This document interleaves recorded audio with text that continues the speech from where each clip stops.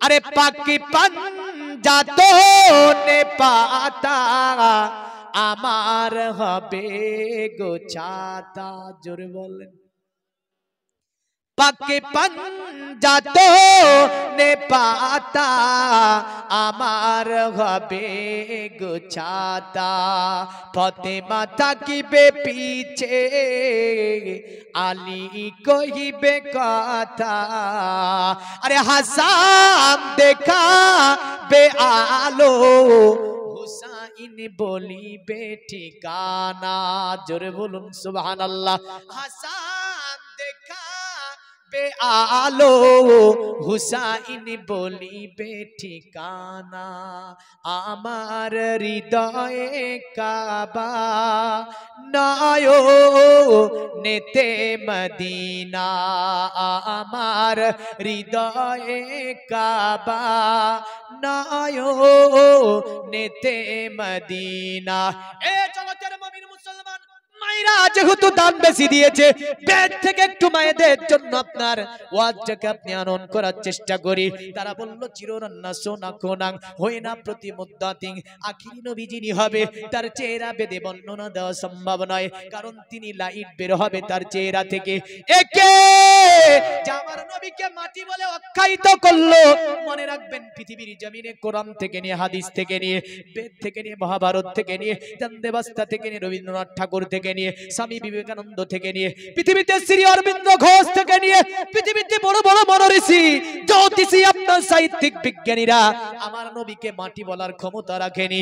সকলে বলেছে আমার নবী হচ্ছে নূর। আরো জোরে বলেন, নবী নূর না মাটি? নবী আমার নূর। তাই তারা বলল চিররান্না সোনা খোনাং হয় না প্রতি মুদ্দাতিং। আখিরি নবী যিনি হবেন তিনার চেহারা থেকে আলোক রশ্মি বিচ্ছুরিত হবে। অতঃপর বলল শুনে রেখে দে, ওই সমতি নারী যে ছেলেটিকে জন্ম দেবে, এই পৃথিবীর নারীরা, পৃথিবীতে তোমরাও তো বাচ্চার জন্ম দাও, তবে তারা আপনার পণ্ডিতগণ বলছে পৃথিবীতে সুমতি নারী যে ছেলেটিকে জন্ম দেবে এটা একটা বিচিত্রপূর্ণ ছেলে হবে। পণ্ডিতকে বলল কেন গো পণ্ডিত, সুমতি নারীর ছেলেটা একটা বিচিত্রপূর্ণ কেন হবে? কারণ তারা বলেছে পৃথিবীতে নারী বাচ্চার জন্ম দেয়, বাচ্চার নারীর সঙ্গে ছেলের একটা নারীর সংযোজন থাকে, কিন্তু পৃথিবীতে সুমতি নারী যে ছেলেটিকে জন্ম দেবে ওই ছেলেটির সঙ্গে সুমতির কোনো যোগ থাকবে না। জোরে বলেন সুবহানাল্লাহ। আধুনিক বিজ্ঞান বলে এটা হতে পারে না, কারণ চিকিৎসা বিজ্ঞানী বলে মায়ের নারীর সঙ্গে বাচ্চার যদি নারীর সংযোজন না থাকে পৃথিবীতে বাচ্চা বেঁচে থাকতে পারে না, মায়ের পেট থেকে দুনিয়াতে বাচ্চা আসতে পারে না, বাচ্চা বড় হতে পারে না।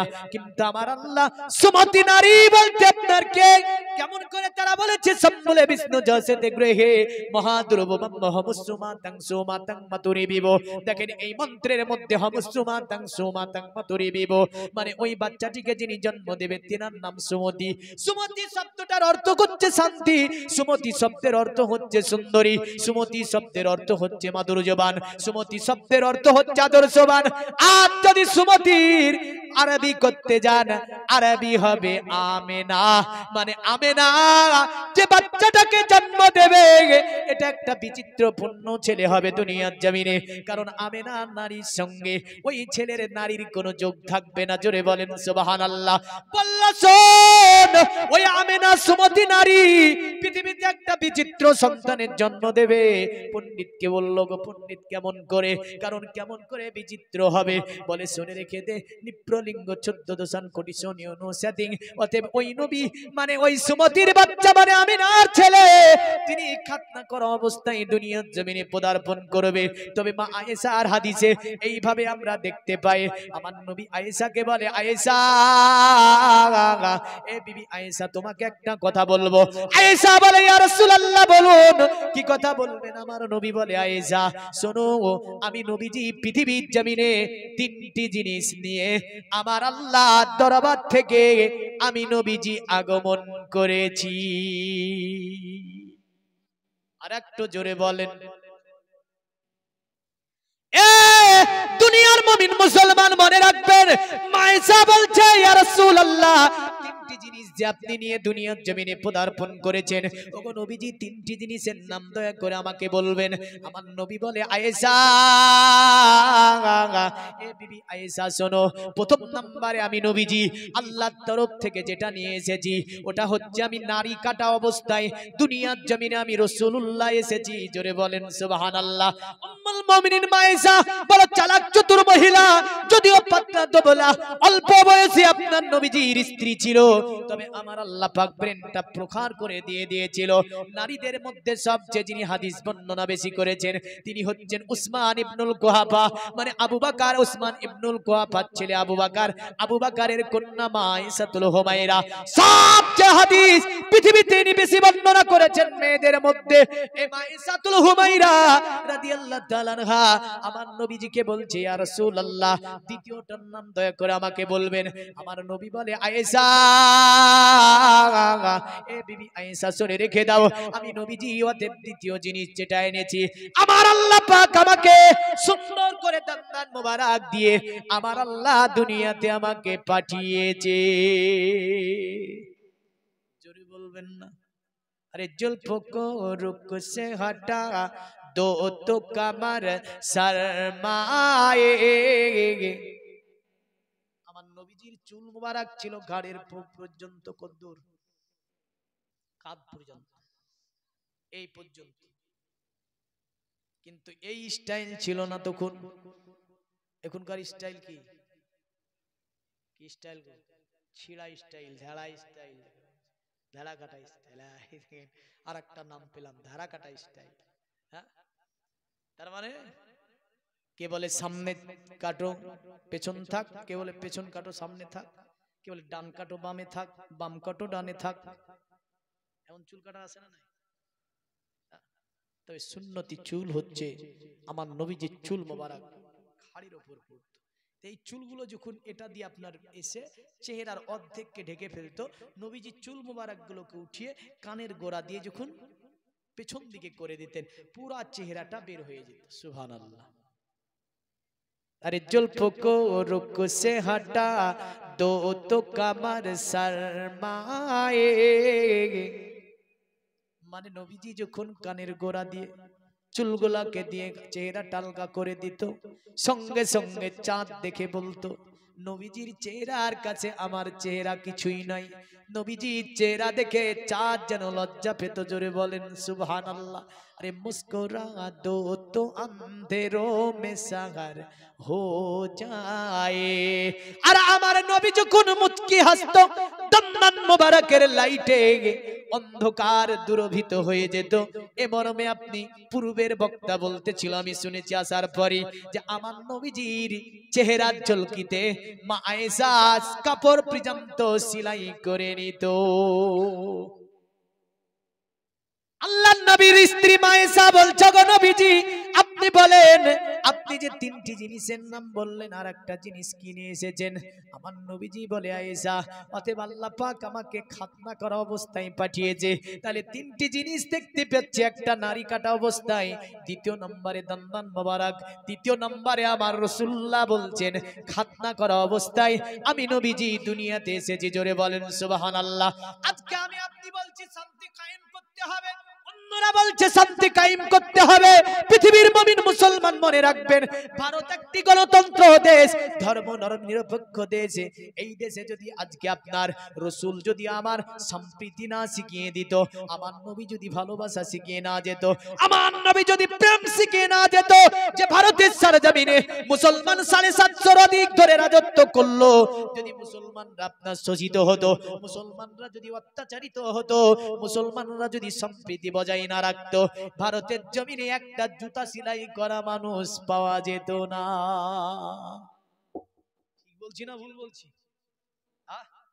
আর আজকে আমাদেরকে সম্প্রীতি শিখায়। নেট বন্ধ আছে, মনে আছে তো?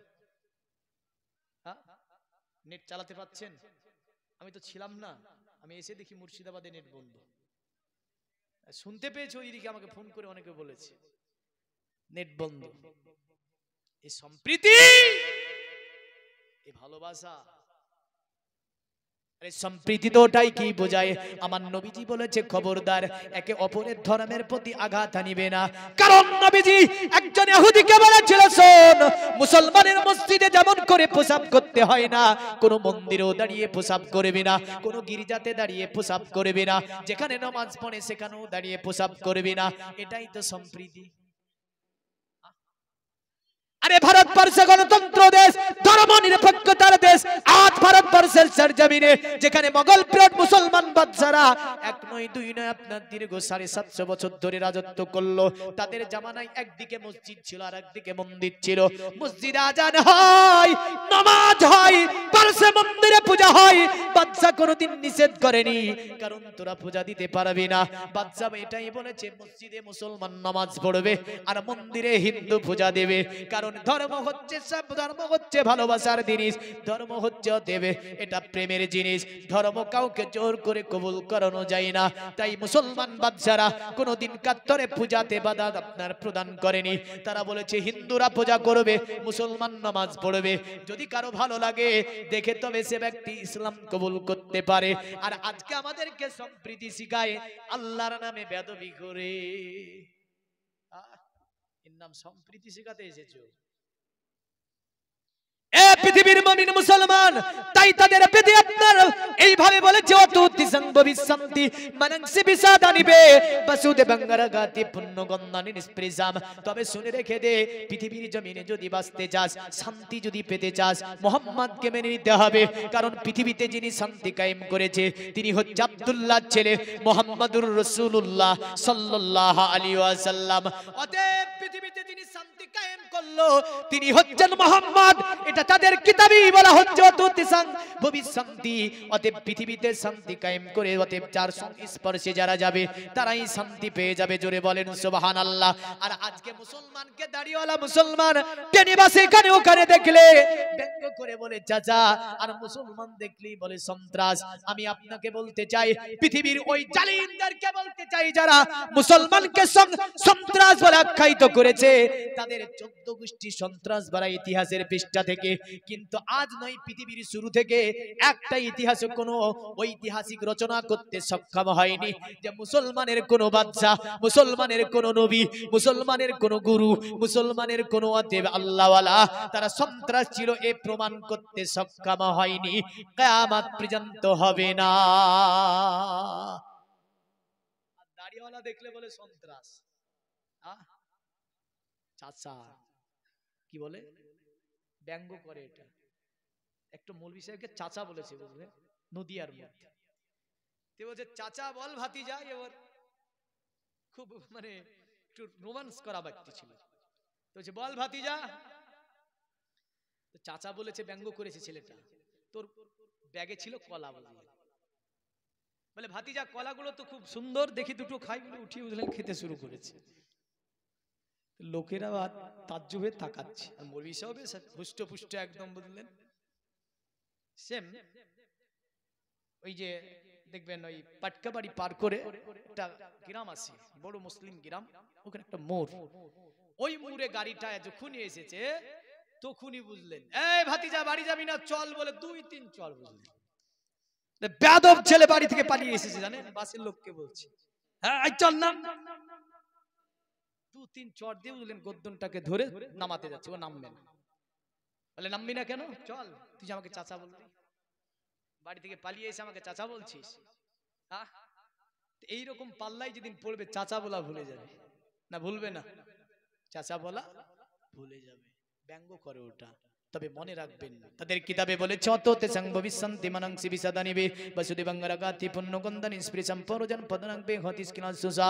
তারা বলল শোন, অতএব ওই নবীর সংস্পর্শে যারা চলে যাবে তারাই শান্তি পাবে। অতঃপর তারা বলল শোন, বসুদেবাঙ্গারাগাতি পুণ্যগন্ধানি স্পৃশম, আর আখিরি নবী যিনি হবে তার শরীর মোবারক থেকে মিশকে আম্বারের চেয়েও বেশি খুশবু বের হবে। আরো জ্বলবেন না? আরো জোরে বলেন সুবহানাল্লাহ। তারা বলল পরজন পদানংবে অতি পৃথিবীর জমিনে যখন দুষ্ট দমন কাজ কমপ্লিট করা হয়ে যাবে, মানুষ দলে দলে দলে দলে দলে দলে আসার পরে ওনার কাছে হাত দিয়ে কলেমা লা ইলাহা ইল্লাল্লাহ, লা ইলাহা ইল্লাল্লাহ, লা ইলাহা ইল্লাল্লাহ মুহাম্মাদুর রাসূলুল্লাহ সাল্লাল্লাহু আলাইহি ইসলামের মধ্যে দীক্ষিত হবে। অতঃপর অন্য মন্ত্রে এভাবে বলল, দেবা ধর্ম কৃত্র যুগা দেবালা কচ্ছে চারা হুষ্টা পুষ্টা সন্তুষ্ট কল করে জনি চাবুবা নানা দেবাদি লিঙ্গে সুবজানে বুসিতে সুচ ইন্দ্রজালি বুদ্ধ কল্পকা পূজা কা জনন শান্তি। এখানে বলল যত দেব মূর্তির পূজা করিস না কেন, কারণ মানাত লানাত হানাত সানাত খানাত অতএব এমন করে বালা বাক্কা এমন করে আপনার নামগুলো রেখেছিল তারা, বিভিন্ন মূর্তির নামেগুলো তাদের আরবের। আর বলল সব দেবা ধর্ম কিত্র যুগা দেবালা কচ্ছে চারা হুষ্টা পুষ্টা সন্তুষ্ট কল করে জনি চাবুবা নানা দেবাদি লিঙ্গে সুবজানে বুসিতে সুচ ইন্দ্রজালি বুদ্ধ কল্পকা পূজা কা জনন শান্তি। ওই অবতার কলির কলকি যেই দিন পৃথিবীতে আসবে, দেব মূর্তি পর্যন্ত তাকে সম্মান করবে। আরে কে জন্মিল আরব দেশে, ও গো ফেরেশতা পড়ে দূর, ধ্বংস কেন হলো বেদিন, ও গো ভেঙে পড়ে কাবার বুত, ও গো ভেঙে পড়ে কাবার বুত। কার আশাতে রয় খুশিতে, কার আশাতে রয় খুশিতে, যিনি নিশান ও কালেমান, এই তো সেই নবী মহান। জোরে বলা যাবে না? মানব বেশে দুনিয়ায় এসে কে দেখালেন খোদার শান, এই তো সেই নবী মহান। এসে জিবরিল করতেন নাজিল যার উপরে পাক কোরআন, এই তো সেই নবী মহান। জোরে বলি সুবহানাল্লাহ। আরে দুনিয়া পেল নতুন জীবন, ও গো শুকনো গাছে ফুল ফুটে, কারে ওয়াসিলাই আদম নবী খোদার নিকট হয় মাকে বল, ও গো খোদার নিকট হয় মাকে বল। কে বা হলেন নবীর সরদার, ও গো কে বা হলেন নবীর সরদার, খোদার পরে কার শয়তান, এই তো সেই নবী মহান। জোরে বলুন সুবহানাল্লাহ। তারা বলল সব যত দেব মূর্তির পূজা করিস না কেন, সবগুলো আমার নবীজিকে সম্মান জানাবে। আপনি যদি দেখতে যান, হা কাবার মূর্তিগুলো পর্যন্ত আমিনার ঘরের দিকে ঝুঁকে যায়। বলে শুধু তাই নয়, ওই যে সিরিয়াতে বড় গির্জাতে মন্দিরে পূজা বন্ধ, পুরোহিত আগুন দিতে যায়, আগুনও জ্বলে না, মোমবাতি জ্বালাই জ্বলে না, প্রদীপ চারাক জ্বালাতে জ্বলে না, কারণ পূজা হবে না। আজকে রাত্রিতে পূজা হবে না, কারণ অবতার কলির কলকি দুনিয়াতে এসেছে, এটাই বলে। অতএব ওই অবতার কলির কলকি আসাতে অতএব গাছ শুকনো গাছে ফুল ফুটিয়ে যাবে। মরুর প্রান্তরে জীবনে কোনোদিন যেখানে মরুতে ঘাস বের হয়নি, অবতার কলির কলকি আসাতে জানো সেখানে ঘাস বেরিয়ে যাবে। যে পশু চলতে পারে না, ওই পশু যেন সবল হয়ে যাবে, দুর্বল পশুগুলি। তাই আপনার কবি বলেছে এমন করে, আরে সত্যের বাণী নিয়ে এলো মক্কায়, বাতিল বিদায় হলো তিনারি ছোঁয়ায়। জোরে বলেন। দেখেন, আরে সত্যের বাণী নিয়ে এলো মক্কায়, বাতিল বিদায় হলো তিনারি ছোঁয়ায়। বেদিনেরা কয় পূজা নেহি হয়, পূজাকে দিতে যাই আগুন হয় না।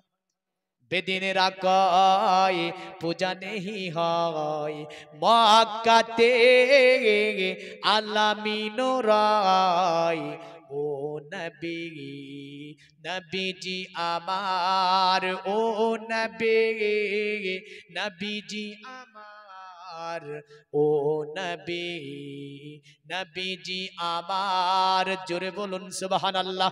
এ জগতের মুমিন মুসলমান অবতার কলির কলকির ব্যাখ্যা এখন যদি আমি দিতে যাই কোথা থেকে নিতে হবে? বললো অবতার কলির কলকি কবে আসবে? খুব মনোযোগ। বলল অবতার কলির কলকি আসবে দ্বাদশং শুক্ল পক্ষসি মাধবে মাসি মাদাবাং। জগবেদে বলছে দ্বাদশং শুক্ল পক্ষসি মাধবে মাসি মাদাবাং জাতিদ্রস্তং পুত্রং পিতৃহুষ্ট মনুষ্য। বলল অবতার কলির কলকি আসবে মাধব মাসের শুক্ল পক্ষসি দ্বাদশীতে আসবে। মাধব মাস মানে বৈশাখ। এখন অনেকে বলতে পারে তো অবতার কলির কলকি আমাদের নয়। দেখেন এবার মিলে আপনি মিলান, আমি বলছি আপনি মিলান। বলল অবতার কলির কলকি আসবে দ্বাদশং শুক্ল পক্ষসি মাধবী মাসি মাদাবাং জাতিদ্রস্তং পুত্রং পুত্রহুষ্ট মানুষ্য মানে তিনি আসবে। অতএব দ্বাদশং শুক্ল পক্ষসি মানে আপনার প্রথম দিকে, বৈশাখ মাস মানে কি বলা হয়েছে? মাধব মাস। আর বিক্রমী ক্যালেন্ডারে বৈশাখ মাসকে আপনার বলা হয় বসন্তের মাস। বসন্ত শব্দটা বাংলা না আরবি? বাংলা শব্দ। যদি এই বাংলার আরবি করে কি হবে? রবি। বসন্তের আরবি হবে রবি। বলল শোন অতএব কেমন করে বলেছে দেখেন, মানে এই বাংলা করলে হবে আপনার আরবি করলে হবে রবি।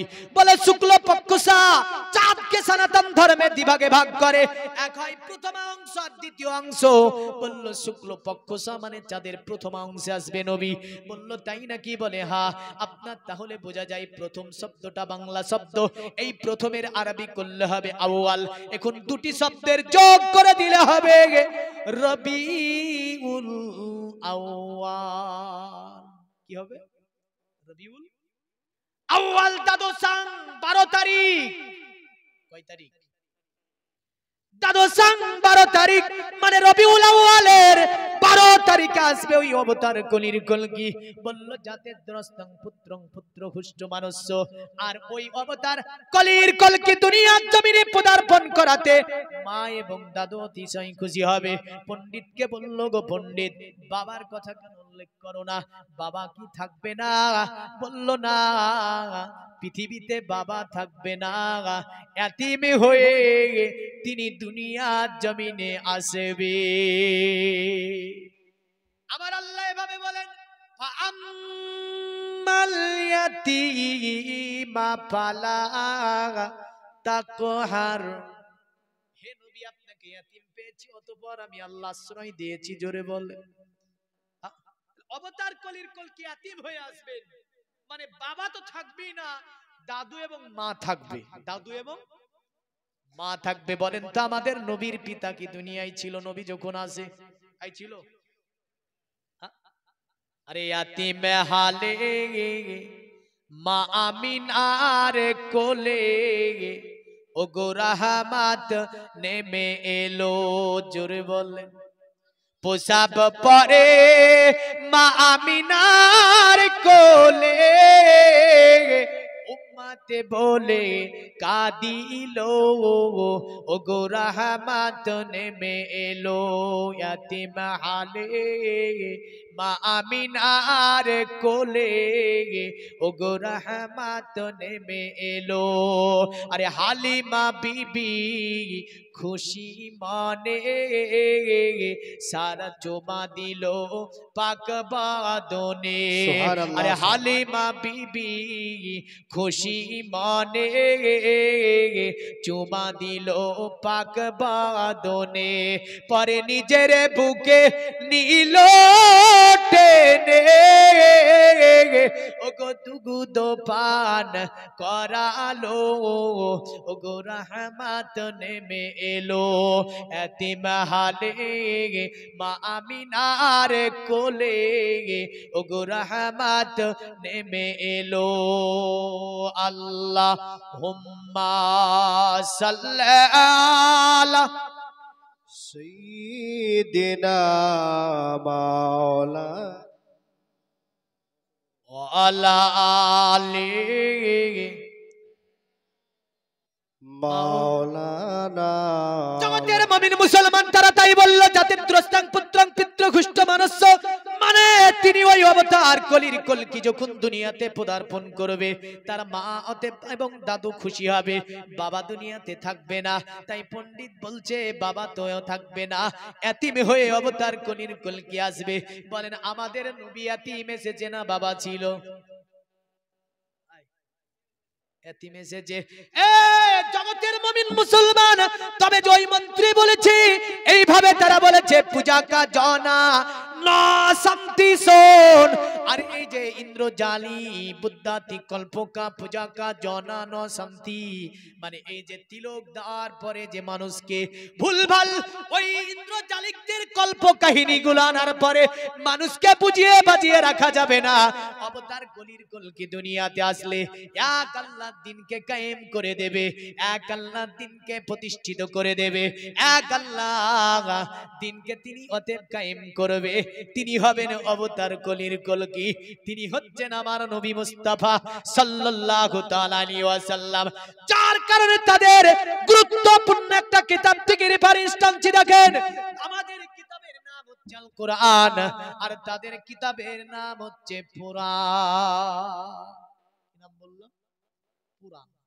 আমরা বলি কোরআন, আর তাদের কিতাবের নাম হচ্ছে ভবিষ্য পুরাণে বলেছে এত লিল্লন্তরে মিনচ্চাচার্যেন সম্ভাবিত মহামাদিতি খ্যাত শিক্ষ সকা সম্ভাবিত নিপ্রসেজব মহাদেবং মোর স্থল নিবাসী নমো গঙ্গা জনেচ্চ সংস্নপ্প পঞ্চগব্য সম্ভবিতে নমস্তে বিরিজনাৎ মোর স্থল নিবাসিনে তিপ্রার সুর্ণ সেই বহুমায়া প্রবর্তিনে।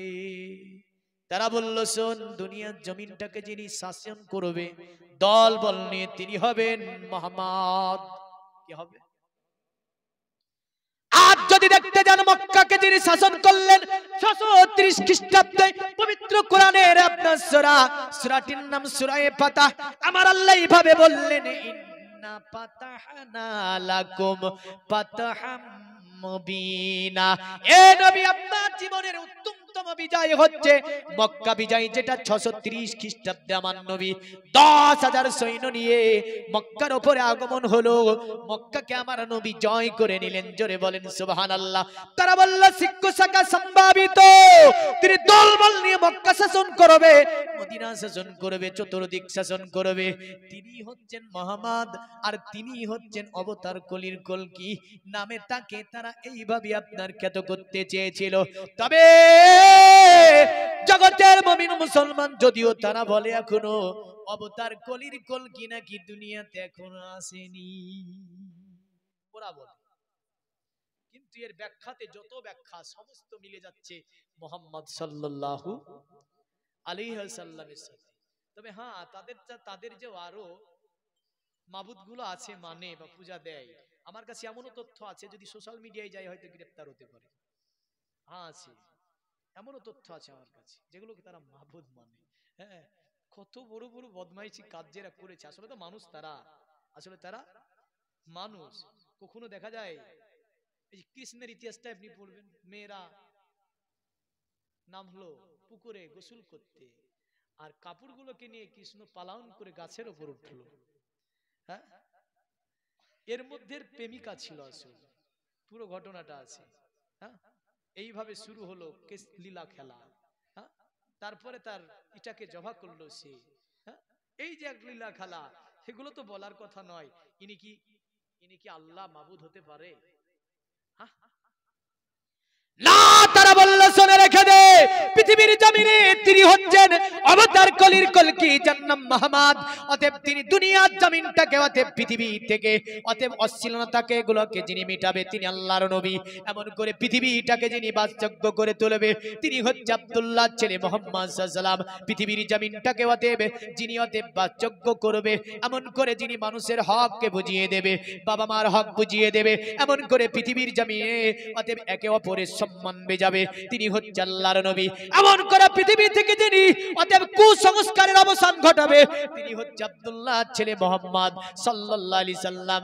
তাই তারা আজ থেকে 4000 বছর পূর্বে কথা বলেছিল, নমস্তে বিরিজানাত মরুস্থলো নিবাসিনে। অতএব এই মরুস্থলে আগমনকারী ব্যক্তি তোমাকে জানাই আমরা প্রণাম। নাম বলেন, নাম বলেন। এখানে বলেছে মরুস্থলে আগমনকারী ব্যক্তি। মরুতে কি আগমন করেছে? মরুতে অনেকে আগমন করেছে, কিন্তু প্রণাম জানানোর মতো কে এমন আসলো মরুর প্রান্তরে?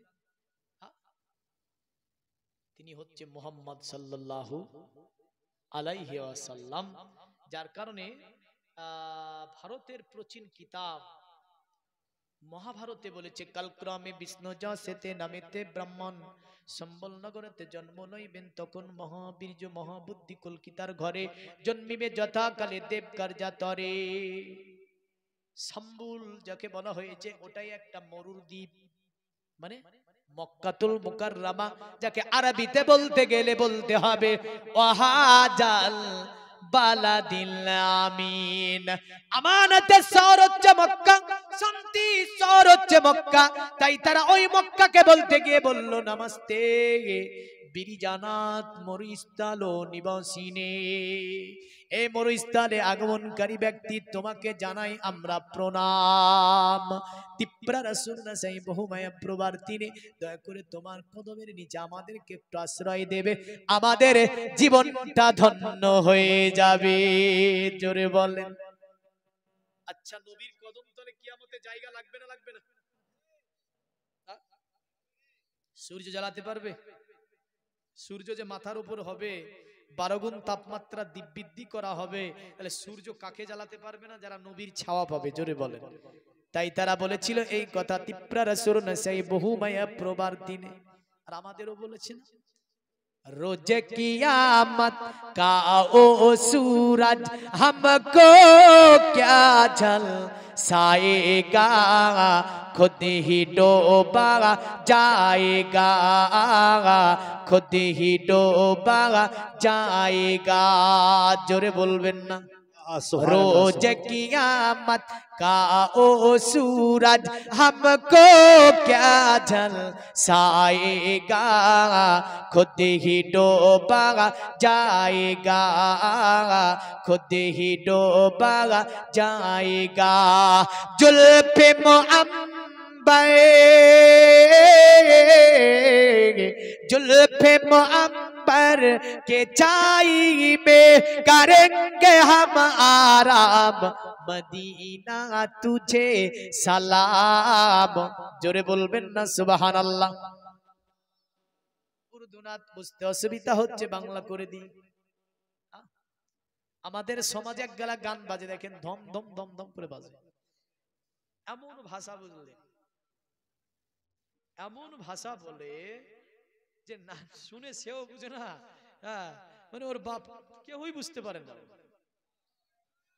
নারায়ে তাকবীর, नाराए रिसालत, नाराए तकबीर, नाराए रिसालत। मसला के आला हजरत, पीर का दामन, वली का दामन, औलादे रसूल हुजूर अली अल कादरी साहब। नाराए तकबीर। একটু সামনে চলে আসুন, হুজুর এসেছেন। আলহামদুলিল্লাহ। যেহেতু আমরা যে অপেক্ষায় ছিলাম, হুজুর অপেক্ষায় ছিলাম,